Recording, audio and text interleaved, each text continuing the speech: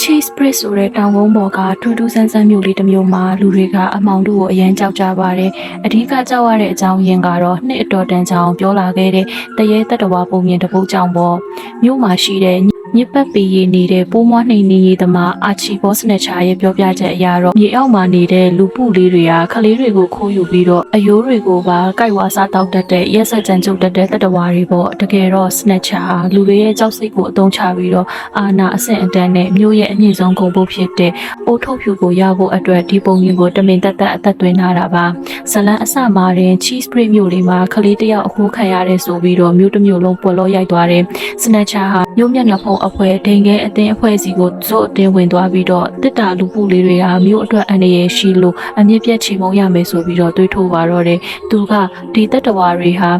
trash ရဲ့ကလေးကိုပြန်ပေးဆွဲပြီးတော့အပိုင်းပိုင်းဆုပ်ဖဲပစ်လိုက်ပြီးနောက်ပြီးတော့မြို့ရဲ့အသက်သွေးကြောဖြစ်တဲ့ဒိန်ခဲတူလောင်ယုံတွေပါဖြစ်စည်းတော့မှလို့လိန်ညာပြောဆိုခဲ့ပါတယ်ဒိန်ခဲနဲ့အဆောက်အယောင်ကိုပဲယူသွတ်နေတဲ့ Lord Polly Ryan ကလည်း snatcher ကိုတစ်တာလူပုလေးတွေကိုအကုန်ရှင်းပြနိုင်ရင်မင်းကိုအိုးထုတ်ဖြူဆောင်ပေးပြီးတော့လူကုန်ထံအဖွဲ့တွေကိုသွင်းပေးမယ်လို့ကတိပေးလိုက်တယ်ဒီလိုနဲ့နေ့ဘက်မှာတော့မြို့သူမြို့သားတွေကအေးအေးဆေးဆေးနဲ့ဟန်ဆောင်ကောင်းနေကြပြီးတော့ညဘက်ရောက်တော့လမ်းမတွေမှာ snatcher နဲ့သူ့ရဲ့အိုးထုတ်နီအဖွဲ့ကစုံမိုးထားတဲ့ snatcher ဟာကားအဆုပ်ကြီးနဲ့မြို့ကိုပတ်ပြီးတော့တစ်တာလူပုလေးတွေရဲ့အကြောင်းအော်ဟစ်သတိပေးတဲ့အခါမှာ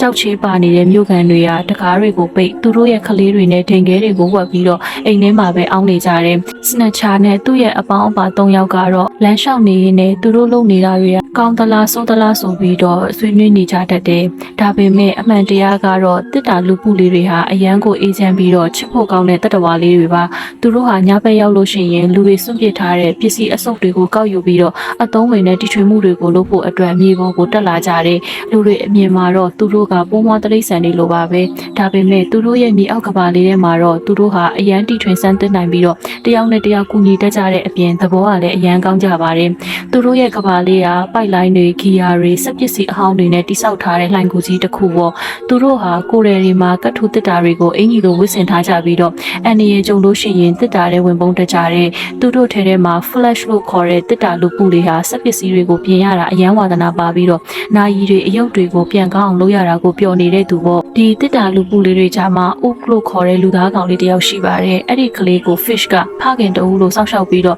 ့တစ်တာလူပုလေးတွေရဲ့နေထိုင်မှုပုံစံတွေကိုသင်ပေးခဲ့တာပါအချာလူပုလေးတွေရဲ့အတန်တွေဂီတတွေကိုသင်ယူရင်းနဲ့သူတို့နဲ့အတူတူပျော်စရာကောင်းတဲ့မြေအောက်အတိုက်မြုံကြီးထဲမှာကြီးပြင်းလာခဲ့တယ်ဒါပေမဲ့အချ်ကတခြားလူပုလေးတွေထပ်ပို့ပြီးတော့စွန့်စားခြင်းစိတ်ရှိတယ်သူဟာမြေပေါ်ကဘာကြီးအကြောင်းကိုအမြဲသိကျင်နေတာအဲ့ဒီအချိန်မှာပဲ snatcher ရဲ့အိုးထုံနေအဖွဲကညာတိုင်းဝင်စီလို့တစ်တာလူပုလေးတွေတကောင်ပြီးတကောင်အဖမ်းခံရတယ်သူတို့ရဲ့အတိုင်းဝိုင်းလေးကပို့ပြီးတော့လူနေလာခဲ့တယ်ပြီးတော့အရာအလုံးကိုပြောင်းလဲပြင်မယ်ညတညကိုရောက်လာခဲ့တယ်။ Lord Polly ရဲ့သမီးလေးဝီနီယာသူ့ရဲ့အခန်းပြတင်းပေါက်အဖက်မှာလှုပ်ရှားမှုတချို့ကိုမြင်လိုက်ရတယ်။ဝီနီယာပြင်လဲပြင်စူးစမ်းခြင်းစိတ်လည်းရှိတဲ့ကောင်မလေးတစ်ယောက်ပေါ့။သူကဒိန်ခဲအခန်းထဲမှာဒိန်ခဲအချောင်းပဲဆွေးနွေးနေတဲ့အဖေဖြစ်သူစီသွားပြီးတော့အပြင်မှာတစ်တာလူပုလေးတွေရောက်နေတယ်လို့သွားပြောပေမဲ့အဖေဖြစ်သူကစိတ်ဆိုးပြီးတော့သူ့ရဲ့အိုးထုတ်ဖြူကိုသွားလျှော့ခိုင်းလိုက်တယ်။စိတ်ပြတ်သွားတဲ့ဝီနီယာအိုးထုတ်ကိုအပြင်ဘက်လွှတ်ပစ်လိုက်မိပြီးတော့မှနောင်တရလို့အပြင်ကိုပြန်ထွက်ကောက်တဲ့အချိန်မှာအတ်တို့အဖွဲနဲ့တဲ့တိုးပါလေရောဝီနီဟာအမောင်ထဲမှာအက်ကိုမြင်လိုက်ရတဲ့အခါမှာတရေတတော်ဝါလုံးမမြင်ဘဲနဲ့ကောင်လေးတယောက်လိုပဲမြင်လိုက်တဲ့အက်က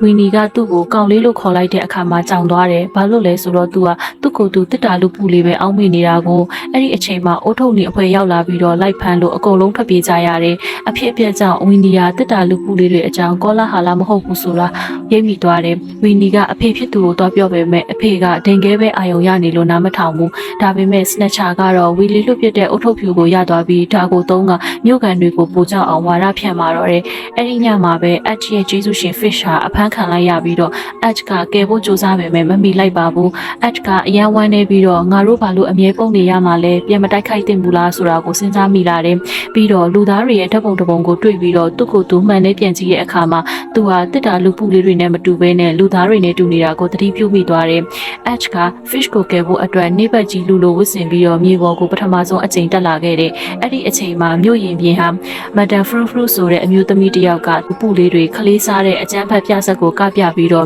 မြို့ကန်တွေကိုဝါရဖြန့်နေတာကိုအချ်ကတွေ့လိုက်တယ်ပြဆက်အပြီးမှာတော့ဝီနီနဲ့အချ်တို့ကမျက်နှာချင်းဆိုင်တိုးကြပြီးတော့ဝီနီကအသက်ရှင်နေတာကိုအံ့ဩသွားတယ် H ကအိုးထုတ်နေတဲ့လူရဲ့အိမ်ကဘာမှလဲလို့မေးတော့ဝီနီကစနက်ချာရဲ့စက်ယုံပြက်ကြီးစီကိုလမ်းညွှန်ပေးလိုက်ပြီးတော့သူကိုယ်တိုင်လည်းနောက်ကလိုက်သွားခဲ့တယ်စက်ယုံပြက်ထဲမှာစနက်ချာနဲ့သူ့ရဲ့လူတွေကအိုးထုတ်ဖြူကိုစောင်းပြီးတော့လူကုန်ထန်တွေလိုဒင်ကဲမီဆက်နဲ့ကစားနည်းကိုကစားနေကြတယ်တကယ်တမ်းတော့စနက်ချာဟာဒင်ကဲနဲ့အရန်တက်မတဲတဲ့သူမို့ဒင်ကဲစားလိုက်တိုင်းတကူလုံးဖောင်းအလာတက်လို့မျှော်ရင်းနဲ့ပြန်ဆုပ်ထုတ်နေရတာပါ H က fish ကိုလှောင်ရင်ထဲမှာတွေ့လိုက်ရလို့ကက်တင်လိုက်နိုင်ပေမဲ့စနက်ချာရဲ့ပိတ်ဆို့ခြင်းကိုခံလိုက်ရတယ်အဲ့ဒီမှာစနက်ချာက H ကိုကြည့်ပြီးတော့မင်းကဟိုးတုန်းကအခိုးခံရတယ်ဆိုတော့ trap show ရဲ့ခလေးပဲဆိုတာကိုမှတ်မိသွားတယ်အမှန်တရားကိုလာခိုးပြီးတော့နားထောင်နေတဲ့ဝီလီလည်းမိသွားပြီးတော့စနက်ချာကဖမ်းဖို့လုပ်ပေမဲ့ H ကဝီနီကိုပါကယ်ပြီးတော့မြေအောက်လိုင်ကူတွေကိုအတူတူထွက်ပြေးခဲ့တယ်မြေအောက်ကိုလည်းရောက်ရောဝီနီကအစမှကြောက်ပေမဲ့တစ်တာလူပူလေးတွေကသူ့ထက်တောင်ပိုကြောက်နေတာကိုမြင်ပြီးတော့ကောလာဟာလာတွေဟာအကုန်လိမ်ညာရဲဆိုတာကိုသဘောပေါက်သွားတယ်ဝီနီက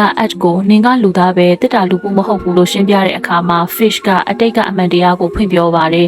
H ရဲ့အဖေဟာတစ်တာလူပူလေးတွေနဲ့ခင်မင်းနဲ့တီထွင်သူဟာဘတ်ဖြစ်ပြီးတော့စနက်ချာရဲ့ရုံမာတဲ့စက်ပစ္စည်းတွေကိုစောင့်မပေးလို့စနက်ချာကလိုက်ဖမ်းတဲ့အခါမှာသူ့ရဲ့ကလေးလေး H ကိုပေးခဲ့အောင်လို့တစ်တာလူပူလေးတွေရဲ့လက်ထဲကိုအနှံခဲ့တာဖြစ်ပါတယ်။ H နဲ့ Winnie တို့ဟာစနက်ချာရဲ့လိန်ညာမှုကိုဖွင့်ချဖို့အတွက် Lock Policy ကိုတွားပြောဖို့ဆုံးဖြတ်လိုက်ကြတယ်။အဲဒီညမှာမြို့တော်ခမ်းမမှာအကြီးအကျယ်ပွဲတော်တစ်ခုရှိနေတာဖြစ်တယ်။တစ်တာလူပူလေးတွေက H ကိုလူသားကောင်လေးတယောက်လိုတေးသားအောင်ဝစ်စင်ပေးပြီးတော့အမြေပြင်ပေါ်ကိုလွှတ်လိုက်တယ်။ပွဲတော်မှာလူတွေကစေယုံဆောင်မဲ့ပတ်စံတွေကိုတုံးပြီးတော့အကြီးကြီးလှုပ်ထားတဲ့ဒိန်ကဲဘိန်းကြီးကိုအောင်ပွဲခံနေကြတယ်။ H ဟာ law policy ကိုတွားပြောဖို့စ조사ပေမဲ့မိမလိုအသွင်ပြောင်းထားတဲ့ Madam Fru တကယ်တော့စနက်ချာနဲ့တိုးပြီးတော့ရုံးရဲဆန်ခတ်ဖြစ်ကအဲ့ဒီအဖို့တန်ဒိန်ကဲဘိန်းကြီးကိုမြစ်ထဲတွန်းချမိလိုက်ပါရောအဲ့ဒီနောက်မှာ H ကလူအုပ်ကြီးကိုတစ်တာလူပူလေးတွေကလူမစားဘူးငါကပဲအဲ့ဒီ trash show ရဲ့ကလေးပဲလို့အမှန်တရားကိုအော်ပြောပေမဲ့မြို့ခံတွေဟာဒိန်ကဲရည်ထဲပါသွားလို့နှမျောတာနဲ့အဆက်အတန်းခုံပုတ်တွေကြားတဲ့ရင်မူးနေရတာနဲ့ဘသူမှကောင်းကောင်းနားမထောင်ကြဘူး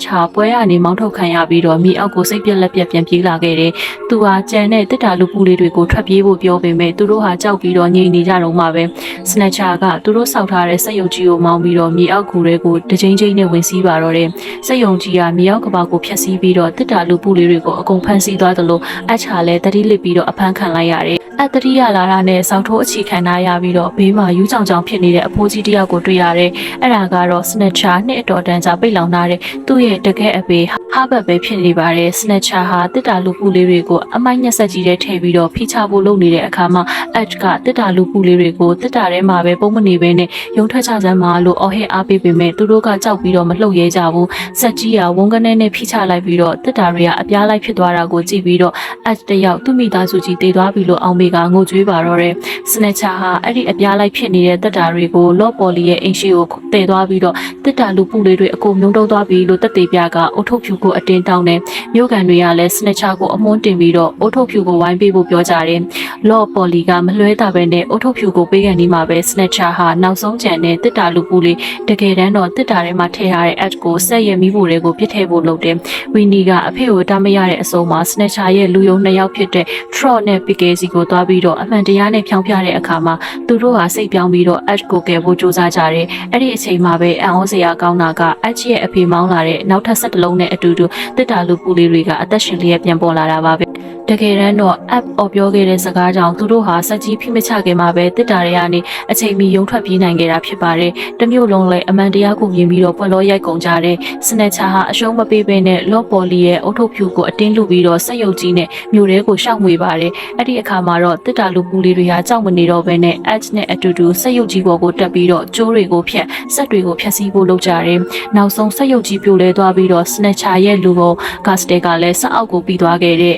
H နဲ့စနက်ချာတို့ဟာလွင့်စင်သွားပြီးတော့အစောကမြစ်ထဲကျသွားတဲ့ဒိန်ကဲပုံကြီးပေါ်ကိုကျသွားတယ်စနက်ချာဟာဒိန်ကဲတွေကြားထဲမှာစိတ်ယူပေါက်ပြီးတော့ဝီနီကိုပြန်ပေးဆွဲကဒိန်ကဲမြည်ဆန်းတဲ့အခန်းထဲကိုဝင်သွားပြီးတော့အုတ်ထုတ်ဖြူကိုထပ်တောင်းပြန်တယ်လော့ပေါ်လီကသူ့သမီးဘေးကင်းမှုအတွက်ရှားပါဒိန်ကဲတထုံးကိုပေးတဲ့အချိန်မှာ H ကစနက်ချာကိုဒိန်ကဲတွေအဆင့်တန်းတွေကခမားကိုလူကုန်ထမ်းမဖြစ်လာစေပါဘူးလို့တားပေမဲ့စနက်ချာကနားမထောင်မဲနဲ့ဒိန်ကဲကိုကိုက်စားလိုက်တဲ့အခါမှာသူ့ရဲ့ပြင်းထန်တဲ့ဒိန်ကဲတမတ်တဲ့မှုကြောင့်တကူလုံးဖောင်းကလာပြီးတော့ဘုံကနေပေါက်ကွဲသွားတယ်စက်သိမ်းမှာတော့စနက်ချာကဘာမှမရလိုက်ဘဲနဲ့သူ့ရဲ့လိန်ညာမှုတွေနဲ့ပဲပျက်စီးသွားခဲ့တယ်တစ်တာလူပူလေးတွေကတော့မြို့ကန်တွေရဲ့လက်ခံမှုကိုရရှိသွားပြီးတော့မြေပေါ်မြေအောက်မှာအတူတူအေးအေးချမ်းချမ်းနေထိုင်သွားကြတယ် H ကလည်းမိသားစုဆိုတာ မျိုးစိတ်ဒါမှမဟုတ်လို့ရှိရင်အဆောင်အယောင်ပေါ်မှာမူတည်တာမျိုးမဟုတ်ဘဲနဲ့အခက်အခဲကြုံတဲ့အချိန်မှာကိုယ့်အနားမှာရှိနေပြီးတော့ချစ်ပေးတဲ့သူတွေသာဖြစ်တယ်ဆိုတဲ့အဓိပ္ပာယ်ကိုနားလည်သွားပြီးတော့ပျော်ပျော်ရွှင်ရွှင်ဆက်သိမ်းသွားခဲ့ပါတယ် Thanks for watching Cap Cap by Lena. If you enjoyed the video, please like and comment below. And don't forget to subscribe and hit the bell icon for more updates.